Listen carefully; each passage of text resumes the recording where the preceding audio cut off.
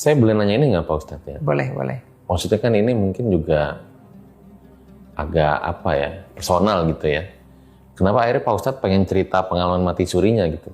Biar jadi pelajaran, terutama khususnya bagi kita, berorang. Supaya tidak seenaknya hidup di dunia ini. Oke.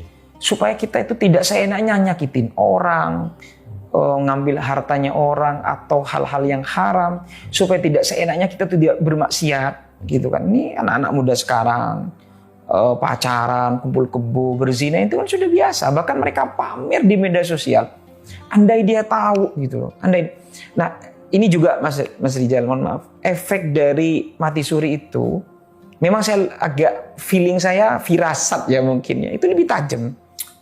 Lebih tajam lagi. Misalnya saya ada tamu, mau ada tamu itu sudah mimpi. Oh, ini begini, itu benar kejadian itu. Atau saya punya kemarin ada kejadian, misalnya saya punya tamu dan dia pezina gitu ya.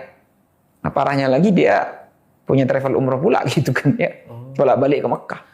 Saya mencium bau yang busuk. Saya kaget, ini kenapa? Gak mungkin ibu ini bau badannya, karena busuk, bau bener-bener bangkai. Ibu-ibu.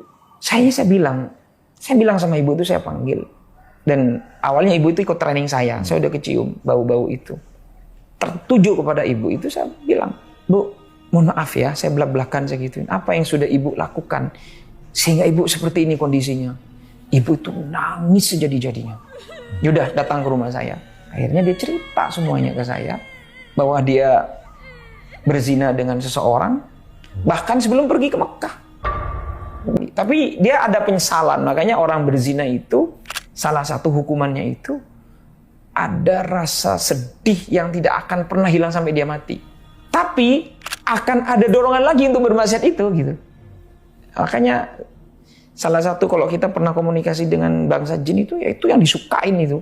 Baunya orang berzina itu mereka senang banget, makanya nempel di situ gitu. Ya, jin-jin kafir ketika coba kita komunikasi, kalau nanganin klien-klien kita dan lain sebagainya. Hanya cerita, tidak ada cara lain kecuali bertobat dan minta maaf, ngaku sama suaminya. Akhirnya ngaku tuh Pak Ustadz? Awalnya nggak berani. Gimana Ustaz? Saya bilang walaupun ibu anda ibu akan mati harus ngaku. Karena tidak ada rasa tobat kecuali suaminya memaafkan gitu. Saya begitu, tidak ada gitu. Saya tidak bisa bantu, saya gitu. Hanya dia memberanikan diri dan tobat sungguh-sungguh dan minta maaf sama suaminya. Akhirnya suaminya menyadari dan memaafkan. Walaupun itu tidak akan pernah kembali normal ya.